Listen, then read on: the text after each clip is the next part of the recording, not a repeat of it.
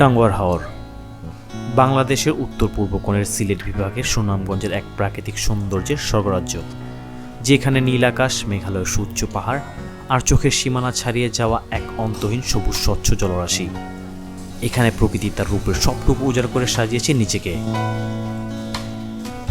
মেঘালয়ের পাহাড়, watch tower থেকে পুরো হাওরের রূপ দেখা, জাদুকাটা নদীর স্বচ্ছ জলে শরীর ভেজানো, কিংবা বারিকা টিলের উপরে দাঁড়িয়ে মেঘ ছোঁয়ার গল্প।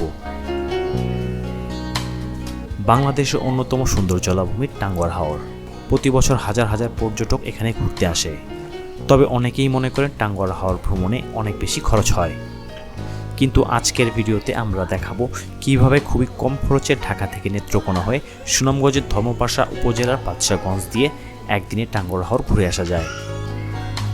ভিডিওর শেষে আপনাদেরকে একদিনের ডে লং ট্যুরে কত টাকা খরচ হয় তা জানিয়ে দেওয়া হবে। যারা টাঙ্গুয়ার হাওরে সত্যিকারের একটি বাজেট ট্যুর করতে চান, তাদের জন্য এটি একটি ইনফরমেটিভ ভিডিও হতে চলেছে। তো চলুন আপনাদেরকে নিয়ে ঘুরে আসি অপরূপ সৌন্দর্যের টাঙ্গুয়ার হাওর, যেখানে শহরের সব ক্লান্তি ধুয়ে মুছে একাকার হয়ে যায়।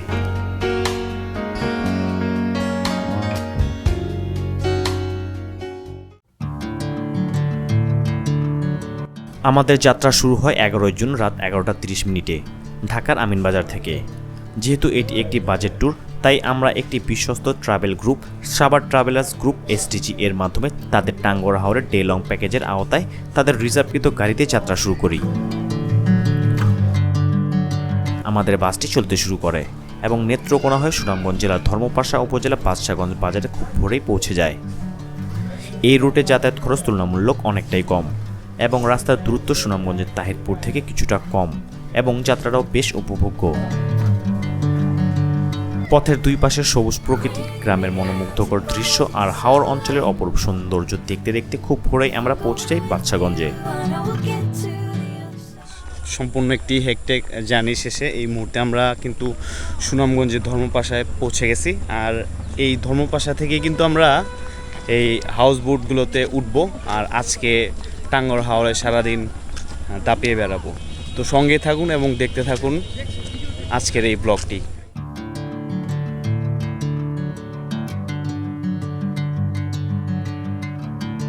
বাদশাহগঞ্জ পৌঁছে স্থানীয় একটি নৌকা আগে থেকে ভাড়া করে রাখা ছিল। যেহেতু আমরা গ্রুপের মাধ্যমে এসেছি, তাই বোট খোঁজার প্রয়োজনই পড়েনি। তবে আপনারা যদি গ্রুপের মাধ্যমে না আসেন, তাহলে এখানে এসে নৌকা ভাড়া করতে পারবেন, তবে সেটা দরদাম করে নিতে হবে। পর্যটকদের সংখ্যা অনুযায়ী নৌকা ভাড়ার খরচ ভাগ করে নিলে খরচ অনেকটাই কমে যায়। নৌকায় ওঠার পর থেকে শুরু হয় প্রকৃত টাঙ্গুয়ার হাওরের সৌন্দর্য উপভোগ। চারিদিকে শুধু পানি আর পানি, দূরে ছোট ছোট গ্রাম আর নীল আকাশের নিচে এক অন্যরকম অনুভূতি। তো একটা জিনিস, এই যে হাওরের যে বাড়ি ঘরগুলো আপনারা দেখতে পাচ্ছেন সাইডে সাইডে, এগুলো কিন্তু প্রত্যেকটা বাড়িতে কিন্তু বাঁধ দেওয়া আছে। তো তারা আসলে বর্ষাকালে কিভাবে সারভাইভ করে, এটা কিন্তু মানে এখানে সচক্ষে না দেখলে আপনি বুঝতে পারবেন না যে কতটা ঝুঁকির ভিতরে তারা থাকে। প্রত্যেকটা বাড়িতেই কিন্তু আপনার ব্লক দেওয়া আছে, যাতে পানি উঠে আপনার পাড়গুলো না ভেঙে দিতে পারে। তো আসলে হাওরটা আপনার এটা দেখলে মনে হবে যে এটা একটা বিশাল সমুদ্র, কোনো কূল কিনারা নাই।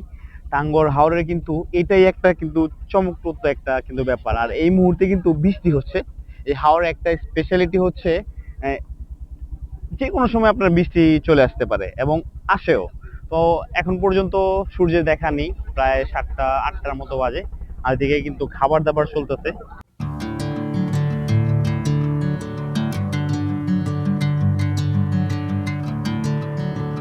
টাঙ্গুয়ার হাওর বাংলাদেশের তৃতীয় বৃহত্তম মিঠা পানির জলাভূমি।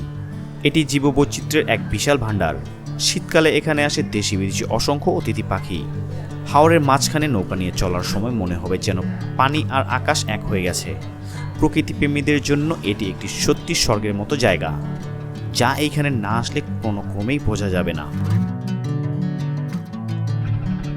তো টাঙ্গুয়ার হাওরের সৌন্দর্যে আসলে মুগ্ধ না হয়ে পারছি না। মহান আল্লাহ তাআলার অপরূপ সৃষ্টি। আর ওই যে মেঘালয় পাহাড়, সুউচ্চ পাহাড়, আসলে এই টাঙ্গুয়ার হাওরে না আসলে এর সৌন্দর্য বর্ণনা করা আসলে পসিবলই না। এখানে আসতে হবে, তারপরে এই সৌন্দর্য অবলোকন করতে হবে এবং মনের চোখ দিয়ে কিন্তু এগুলোকে দেখতে হবে, তাহলেই এই প্রপার ফিলটা পাওয়া যাবে। বাসাগঞ্জ থেকে প্রায় 3 ঘন্টা জার্নিতে হাওরের রূপ দেখতে দেখতে কখন যে আমরা ওয়াচ টাওয়ার এসে পড়েছি সেটা বলতেই পারলাম না।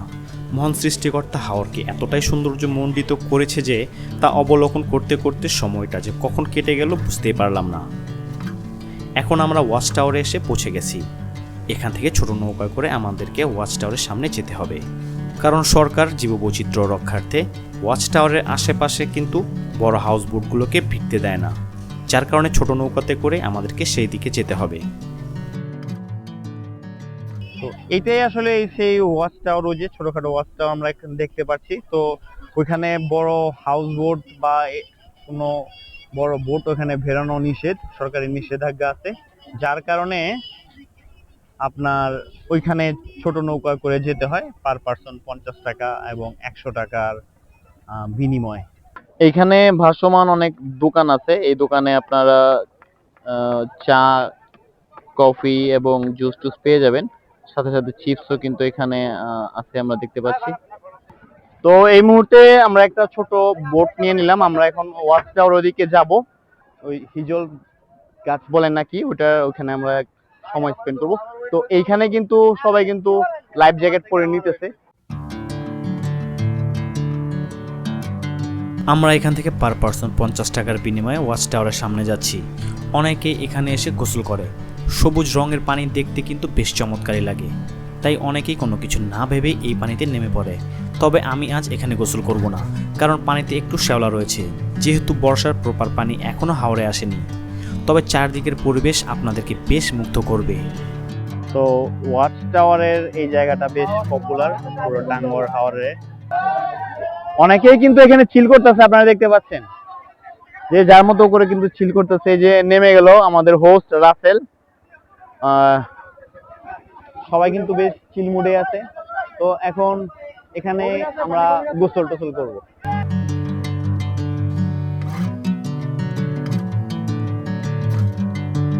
ওয়াচ টাওয়ারে আমরা কিছুটা সময় পার করে নীলাদ্রি লেকের উদ্দেশ্যে রওনা হলাম। এখান থেকে ঘণ্টাখানেক দূরত্বের টেকের ঘাট, সেখান থেকে মূলত নীলাদ্রি লেক, লাকমাছড়া ঝর্ণা, বারিক্কা টিলা ও শিমুল বাগানে যেতে হয়। যাওয়ার এই পথটা মেঘালয়ের পাহাড় কোল ঘেঁষে, এর অপরূপ সৌন্দর্য যে কাউকেই মুগ্ধ করবে। মেঘালয়ের পাহাড়ের সারি সারি মেঘগুলো দেখতে যেমন মোহনীয় তেমনি দৃষ্টিনন্দন। এগুলো দেখতে দেখতেই যে কখন চলে আসবেন টেকের ঘাট সেটা বুঝতেই পারবেন না। তো আমরা কিন্তু এই মুহূর্তে টেকের ঘাট চলে আসছি। যে এখানকার পানিটা দেখেন কতটা স্বচ্ছ, চমৎকার। তো একদম ক্রিস্টাল ক্লিয়ার একদম পানি, নিচে শ্যাওলা এবং পাথর সবগুলো কিন্তু দেখা যাইতেছে। তো আমরা এখন এখান থেকে নেমে ওই যে নীলাদ্রিতে যাব। তো নীলাদ্রির লেকের আগে যে টেকের ঘাট, এখানে কিন্তু সবগুলো আপনার হাউস বোট আর এই যে এখানকার ঘুরতে আসা যতগুলো বোট আছে সবগুলো এখানে কিন্তু নোঙর করে। আর এখান থেকে কিন্তু ও যে সামনে আমরা কৃষ্ণচূড়া একটা গাছ দেখতে পাচ্ছি, ওটাই হচ্ছে নীলাদ্রি লেক। আর এদিকে লাকমাছড়া আরেকটা আছে। যদি আপনি চান আপনি বাইকেও যেতে পারেন বা অটোতেও যেতে পারেন। আর আপনি যদি মনে করেন না আপনার কাছে পর্যাপ্ত সময় আছে, তখন কিন্তু আপনি হেঁটেও কিন্তু চলে যেতে পারেন। তো আমরা দেখি আমরা কি করতে পারি। বাইকে যাওয়ার থেকে একটু হেঁটে হেঁটে দেখি, জায়গাটা এক্সপ্লোর হলো, অভিজ্ঞতাও হলো। টেকের ঘাটে নেমে এখান থেকে নীলাদ্রি লেক, লাকমাছড়া ঝর্ণা, বারিক্কা টিলা এবং শিমুল বাগানে যেতে পারবেন। এক্ষেত্রে এখান থেকে বাইক এবং অটো পেয়ে যাবেন, তবে ভাড়ার ক্ষেত্রে কিছুটা দরদাম করে নিতে হবে আপনাদের। টেকের ঘাট থেকে বারিক্কা টিলা এবং শিমুল বাগানে বাইক আপ ডাউন ভাড়া 600 টাকার মতো হতে পারে, তবে এটা সিজন ভেদে নানান রকম হতে পারে। প্রতিটি বাইকে 2 জন করে যেতে পারবেন। তাছাড়া লাকমাছড়া যেতে চাইলে 50 টাকা জনপ্রতি ভাড়া লাগে এখান থেকে, তবে এটাও কিন্তু আপনাদেরকে দরদাম করে নিতে হবে। এখানে অনেক ইন্ডিয়ান পণ্য পাওয়া যায়, চাইলে আপনিও নিতে পারেন হরেক রকমের চকলেট, সাবান এবং কসমেটিক্স আইটেম। রাস্তার দুপাশে এগুলোকে আপনার হরহামেশাই দেখতে পাবেন। আর এইগুলো দেখতে দেখতে আমরা চলে আসলাম সেই নীলাদ্রি লেকে। তো ফাইনালি আমরা নীলাদ্রি লেকে কিন্তু চলে আসলাম। এই সেই নীলাদ্রি লেক, এই যে অসংখ্য মোটরসাইকেল কিন্তু এখানে চলতেছে। আর এই সেই লেক, পানি কিন্তু যথেষ্ট স্বচ্ছ আছে এখন। আর আজকে প্রচণ্ড রোদ, একটু মেঘলা মেঘলা আবহাওয়া থাকলে এটা ভালো লাগে। তো এখানে কিন্তু অনেকে গোসল করতেছে নেমে। আর এই সেই নীলাদ্রি লেক, ওই জায়গাটাকে বলা হয় প্রাচ্যের মানে আমাদের বাংলাদেশের সুইজারল্যান্ড। ভূমিরূপটা আসলে ওইরকমই। এইটা যখন বৃষ্টি হয় তখন এই গাছগুলো কিন্তু একদম গ্রিনিশ হয়ে যায়। তো আমরা এখন এই লেকটা ঘুরে দেখব। আর এখানে কিন্তু লেকেতে অনেকেই কিন্তু গোসল করতেছে, আমরাও গোসল করার চেষ্টা করব। আর এইদিকে আসলে কিন্তু অবশ্যই ছাতা নিয়ে আসবেন। এই যে আমার ছোট ভাইও বলতেছে যে প্রচুর রোদ, এই তোমার ছাতাটা কিন্তু অনেক উপকারে আসছে, তোমাকে ধন্যবাদ। আপনারা যদি এখানে আসেন কেউ ঘুরতে, অবশ্যই আপনারা মনে করে সবার প্রথম ছাতা নিয়ে আসবেন, কারণ এটা বৃষ্টিরও জায়গা, রোদেরও জায়গা। যে কোনো সময় বৃষ্টি হয়, আবার যে কোনো সময় রোদ হয়। তো যাই হোক, আমরা কিন্তু নীলাদ্রিতে প্রায় চলে আসছি। তো চলুন।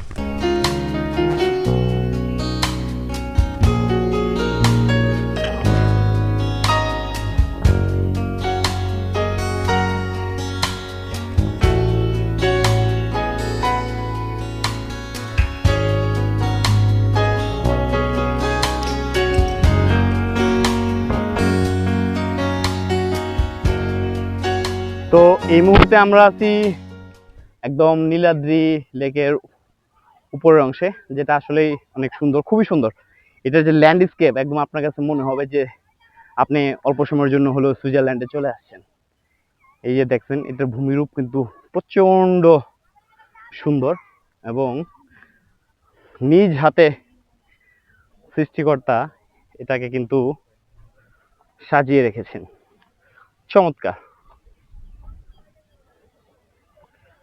চমৎকার। আমরা ওই দূরে দেখতে পাচ্ছি ওখানে নৌকা নিয়ে এই লেকটা ঘোরা যায়। চমৎকার ল্যান্ডস্কেপ, এক কথায় অসাধারণ।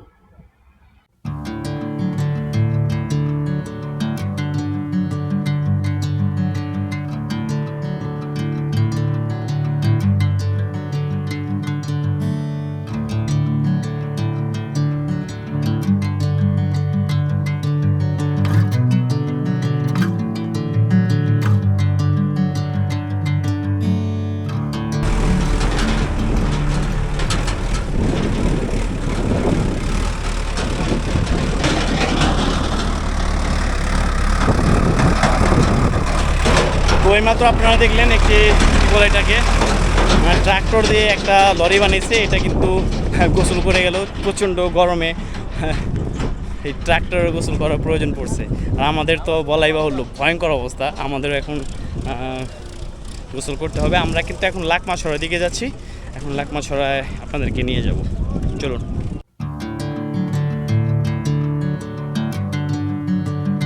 নীলাদ্রি লেকে কিছুটা সময় কাটিয়ে আমরা এখন লাকমাছড়ার উদ্দেশ্যে রওনা হয়েছি। জনপ্রতি 50 টাকা বাইক ভাড়া করে রাস্তার দুই ধারে ভাঙাচূড়া দিয়ে এগিয়ে চলেছে আমাদের বাইকটি। নীলাদ্রি লেক থেকে বাইকে করে সর্বোচ্চ 8 থেকে 10 মিনিটের মধ্যে লাকমাছড়াতে যাওয়া যায়। যেহেতু ভারতের মেঘালয়ে ইদানিং বৃষ্টিপাত কম হয়েছে, তাই সেখানে যে ঠিকমতো পানি পাবো কিনা সেটা কিন্তু বলা বেশ মুশকিল।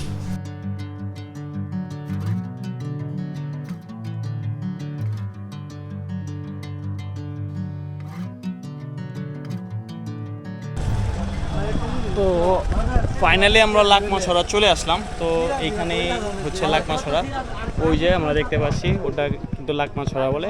তো আমরা এখন বাইকের টাকাটা পরিশোধ করবো। আর এখানে কিন্তু অনেক ইন্ডিয়ান প্রোডাক্ট পাওয়া যায়। ভাই এগুলো কি ইন্ডিয়ান প্রোডাক্টই অরিজিনাল? আচ্ছা, এগুলো ইন্ডিয়া থেকে সবগুলো আসে? এগুলো ইন্ডিয়া থেকে আসে। ওকে, ওখানে একটা তো এই সে লাকমাছড়া। তোমার লাকমাছড়া এসে এখন কেমন লাগতেছে বলো তো? হ্যাঁ, অনেক ভালো লাগতেছে। অপরূপ সৌন্দর্য, একদম পাহাড়ে ঘেরা পুরোটাই, খুব ভালো লাগতেছে। আর এখানে যে ঝর্ণার কথাটা বললো, ওই যে ঝর্ণাটা হলো ওই দিকে, কিন্তু এখন পানি কম থাকে, ওই ঝর্ণাটা কিন্তু আমরা দেখতে পাচ্ছি না। আর ওই ঝর্ণাটুকু কিন্তু আমাদের বাংলাদেশ সাইড না, ওটা হচ্ছে ইন্ডিয়ান সাইড, যে এখানে কিন্তু আন্তর্জাতিক সীমা রেখার কিন্তু একটা দেওয়া হয়েছে। তো ওই সাইডটা কিন্তু আমাদের না। আর এখানে যে লাকমাছড়া ঝর্ণার ছোট্ট একটি ঝর্ণা, এখানে কিন্তু কোনো আমরা পানি টানি দেখতেছি না, তবে চমৎকার পার।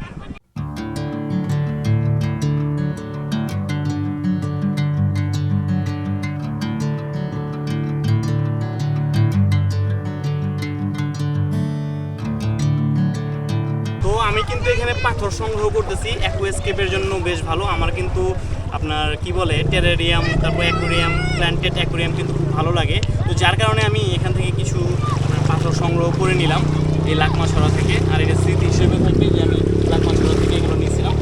তো এই কয়েকটা দিয়ে আমি আসলে অ্যাকুরিয়ামে সেট করব।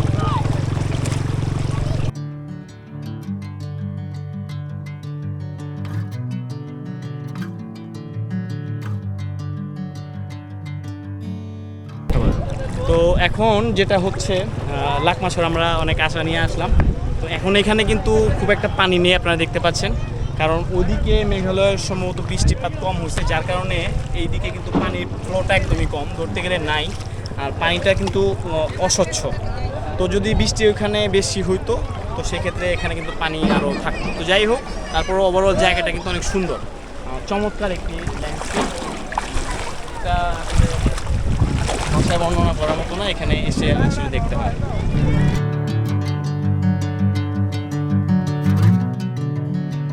লাকমাছড়াতে কিছুটা সময় পার করে আমরা রওনা দিলাম দুপুরের খাবারের উদ্দেশ্যে।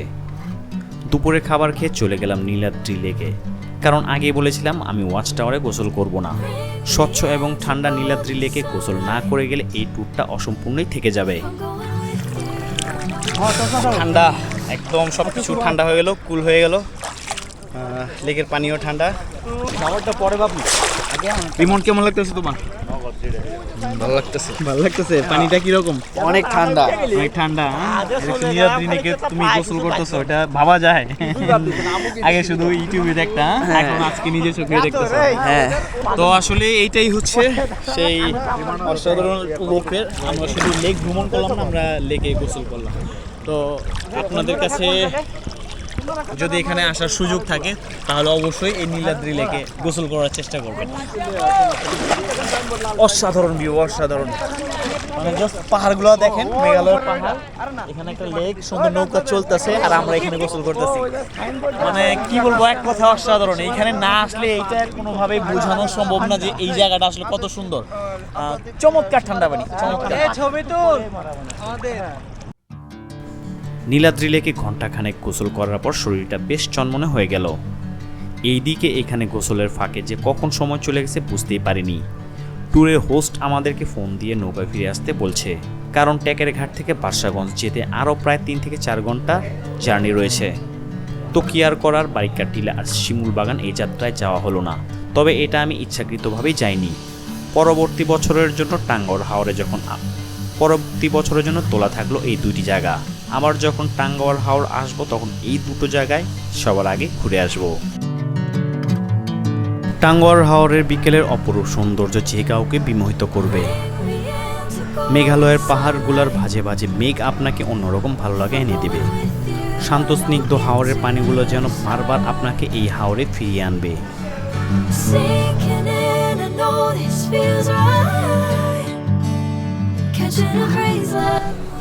তো আমাদের ট্যুর প্রায় শেষের দিকে। এবার আসা যাক এই একদিনের ট্যুরে আমাদের কত টাকা খরচ হলো।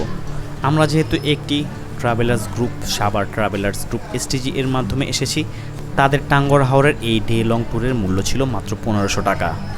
এর মধ্যে সকালের নাস্তা এবং দুপুরের খাবার সংযুক্ত ছিল। যেহেতু রাতের খাবার নিজের, সেক্ষেত্রে আপনার পছন্দ অনুযায়ী আপনি খেতে পারেন। লাকমাছড়া এবং বারিকা টিলা ও শিমুল বাগান ঘুরতে কম বেশি জনপ্রতি 300 থেকে 350 টাকা পর্যন্ত পড়ে যায়। তাহলে মোট প্রায় 2000 টাকায়ও চাইলে আপনি এই ট্যুরটা সম্পূর্ণ করতে পারেন। আর আরেকটি কথা না বললেই নয়, সাভার ট্রাভেলার্স গ্রুপের সাথে ট্যুরটা ছিল বেশ চমৎকার। আপনারা চাইলেও তাদের সাথে আসতে পারেন। গ্রুপের লিঙ্ক ডেসক্রিপশন বক্সে দেওয়া থাকবে। তো এই ছিল আমাদের টাঙ্গর হাওর একদিনের ভ্রমণ গল্প। তো ডিয়ার ভিউয়ার্স, এই ছিল মূলত আমাদের ভিডিও। তো কেমন লাগলো আমাদের এই টাঙ্গর হাওর ভ্রমণ? আপনাদের কাছে যদি ভালো লেগে থাকে তাহলে অবশ্যই সেটা আমাদের কমেন্টের মাধ্যমে জানাবেন। আর সম্ভব হলে এই টাঙ্গর হাওর এই বর্ষার সিজনে আপনারা ঘুরে যাবেন। তো দেখা হচ্ছে নেক্সট কোনো এপিসোডে, কোনো নতুন পর্যটন স্থানে। সেই পর্যন্ত সকলেই ভালো থাকবেন। ধন্যবাদ।